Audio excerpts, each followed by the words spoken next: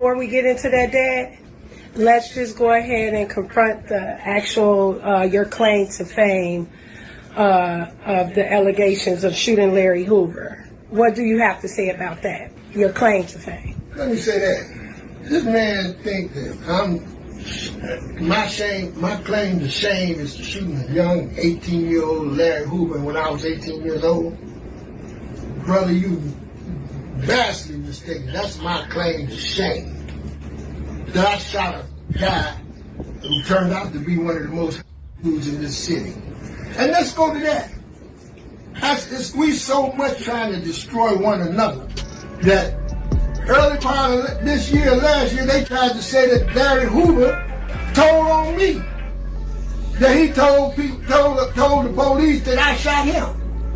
I had to come on Facebook and made it perfectly clear. That man ain't never told on me. But they did the same thing to David Barksdale. They put it on that David Barksdale told on some Blackstone Rangers in 1965 and 66. The question is, man, why do we as black people always tear down one another? I am not about, you know what, I'm not about nothing else but what I do now. Look what I do now. Look what I do now. This is what I do every day. Every day. Look at that. Look at this.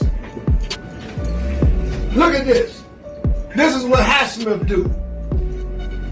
I get up in my every working hour that I'm awake and working, I go to keep young black children alive and out of jail. When are we as a people gonna get together and stop this nonsense of putting dirt on each and every one of us? This man that went 31 years ago and pulled up some nonsense that is of no relevance to nobody in America, especially black people. It's not relevant to no black men or no black women in America. So I'm saying, please, man. What's your relevance today, Dad? What's your relevance today for what you do today? My relevance is saving people's lives and trying to build a safe and powerful and healthy community, man. That's what I do today. Yo, it's Big Ant, the spokesman, man. We back. Another edition of Urban Politicians TV, UPTV. Make sure you stay on your pivot at all times, man. Had to come tap in, and I had a link in the description for the clip in the beginning in full from Drill Time TV as he put up the Facebook post from James Highsmith, the guy that shot Larry Hoover in a Chicago high school 57 years ago, as the conversation came up for the first time that I've ever heard after Larry Hoover was commuted by President Donald Trump, was serving 6 life sentences in federal prison, has not been released because he still has to face this on the state level, and they are working on that in Illinois right now, I'm pretty sure, as we speak in this moment. But the conversation then became when 1090 Jake put out this video saying that he told back in the day, and he based it off a newspaper. James Highsmith says that, nah, that ain't what happened for real. Well, 1090 Jake decided to respond as that started to circulate on the blogs with Mr. Highsmith speaking and telling that it's not true, said they done did this to others as well. And he went up in the comments and said, OG Highsmith told in the 90s Fed case, post the paperwork. Now, I want this part right here to be very clear, y'all, because it is so many levels and layers to this conversation. As I've said before in the past, this is a very unproductive, unhealthy conversation in the culture as being promoted and pushed with rap and hip hop, because it's never been a thing before. Have I covered this as well? Yes. The snitching and telling it be the fire for the day. It's where everybody looking at when it's trending online. I done covered the 1090 Jake stories when it had been him putting a rapper out there once the rapper respond. And I said in several videos as well, that this is very unproductive and unhealthy, and it's most definitely not needed to be done by the masses at all, because one, most people really don't care. And for two, it's never been a thing in our culture. You're not going to tell me as a grown man that they lived his whole life as a black, nappy-headed nigga around black people, and I love being a black, nappy-headed nigga proudly. I've never seen this go on before, but all of a sudden in 2020, till now it's becoming a thing that we need to be talking about. Man, this stuff is for the prison yards and for the niggas involved. That's it.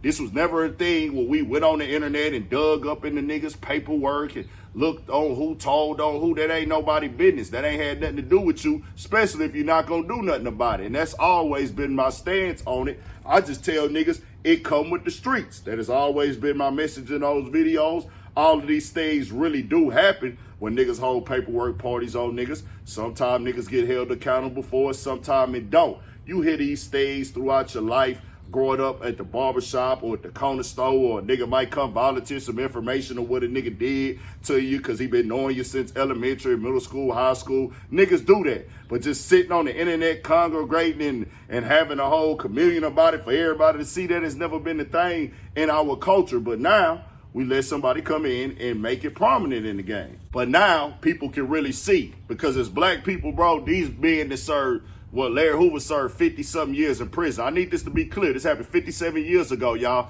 My mama is 59 and my dad is 60, man.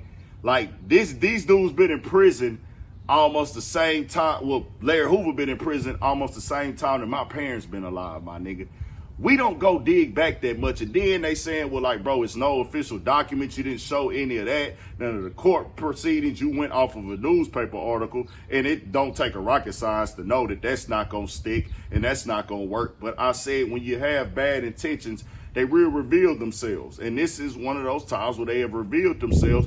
That dog was looking for a moment, looking for a story for whatever reason. He know that wasn't going to fly all the way, but he felt like, hey, I need to put this out. This is going to do numbers. It's going to shake things up because of the respect factor that the Gangster Disciples out of Chicago, he's the co-founder. He one of those guys that's seen as a pillar, right, wrong, or indifferent, mistakes being made or not. The growth and development movement, niggas know that's one that is not to be played with. So he thought, hey, I can go there with it.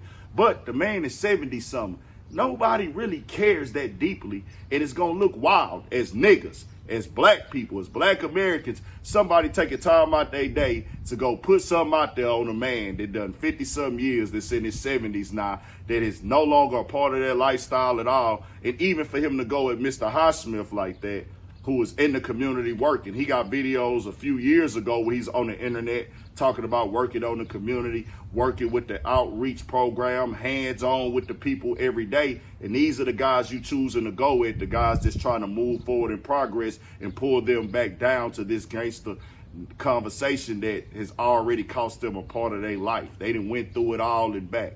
And this is why I told y'all years ago, 1090 Jake is one of the guys that is part of this system that capitalizes off of niggas self-hating, niggas not loving themselves and niggas not loving one another. Because when did it become cool for a white boy to come in and tell us who's good and who's not in our culture for something that we never did before at all? Now, I do want to make this clear. Of course, as a man, you need to take accountability and responsibilities, not speaking on Highsmith or Hoover, but any man needs to take responsibility and accountability for his actions.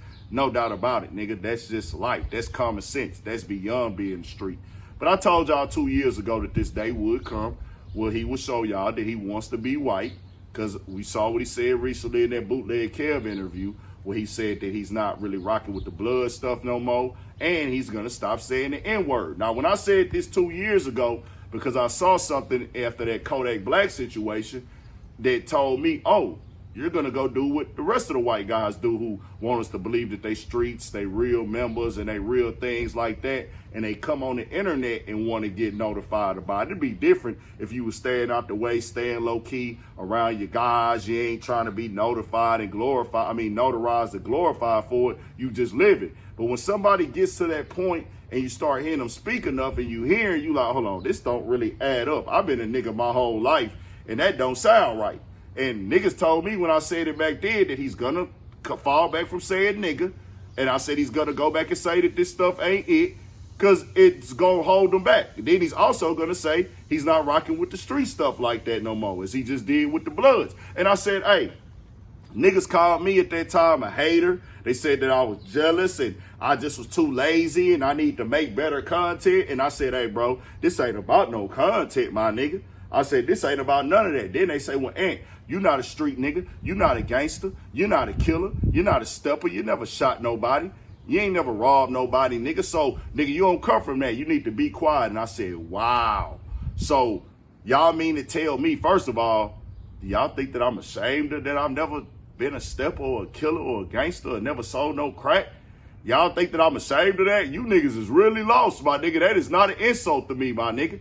I understand that niggas I grew up with in elementary school, middle school, and high school with, and niggas that's adults now, that's how they live, that's how they came up. I don't judge my people or put my people down, but you for sure ain't finna shame me for staying out the way, nigga. I'm a man before anything, nigga.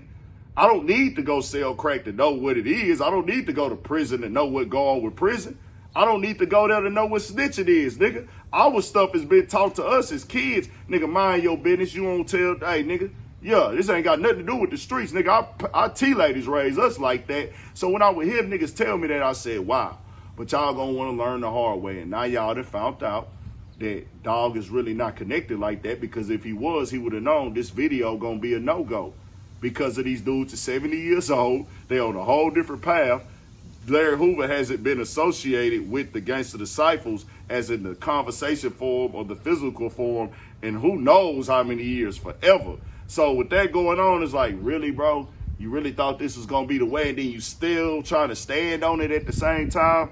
It's just showing what you doing and what you mean. That's why I tell y'all, bro, y'all got to know, dog, if it sounds too good to be true, it's probably not true. When I hear white dudes saying the N-word and then they're getting questioned about it and they trying to tell black people how to feel about the N-word, and I don't even know if he ever did that. I just heard him say it before. And then when I seen the situation with Kodak, where he said Kodak Black was telling because he spoke out on the prison guards doing them dirty in there, but then he has a write-up with these other people's stuff, names in there. I said, oh, not only is he telling niggas this or this or that, or trying to tell us who good and who not in our culture and running it up off of it, exploiting it, manipulating it, he's also telling niggas that I don't have to follow those rules that you niggas have to follow. That's a form of white supremacy, y'all. I don't care about that street stuff, nigga. I'm not a street nigga. But I know as a black man, I understand the system. The system is you niggas do what I tell you niggas to do, whether I'm doing it or not. I'm above y'all. I tell y'all if y'all good or not. No sirree. That ain't how I move or operate at all. He can do what he want to do. I don't care about none of this street stuff at all, or none of this gangster stuff. It was the overall message with me. Like I told y'all, this is unproductive, unhealthy. It became part of the game because people want to shame people. People want to expose people. Bro, if you not finna go do nothing to a nigga, that paperwork situation don't concern you. You don't know these people personally. Why is you taking your time out to expose it? Now, I understand that they kicked off a firestorm on the internet now because a lot of other people want to do that as well. And have it. If that's what y'all want to do, that's how y'all want to play. But just know, bro, you don't have good intentions with it. And it can end very bad for you when you're doing things with bad intentions. Because you are not doing this for the overall good. You're just doing this to make money. That ain't how the game supposed to go, man. Just tell y'all what it is. Stay out these people's ways. Stay out these streets, man. I'm a nappy-headed nigga. My granny was the Kool-Aid and candy lady. Understand that, nigga. I've been a nigga my whole life since I came out. Can't nobody tell me how to be a nigga, how to feel as a nigga. And can't nobody who white dictate how I'm supposed to think as a nigga. And another nigga can't dictate how I'm supposed to think as a nigga. Ain't nobody gonna tell me how to feel. Ain't nobody gonna tell me none of that, my nigga. It just is what it is. I understand the lineage, the culture, and the history of this stuff, and I can see right through it. Tell me what y'all think. We got more coming, more videos, all that. 1,000 for shit show. Stay on your pivot.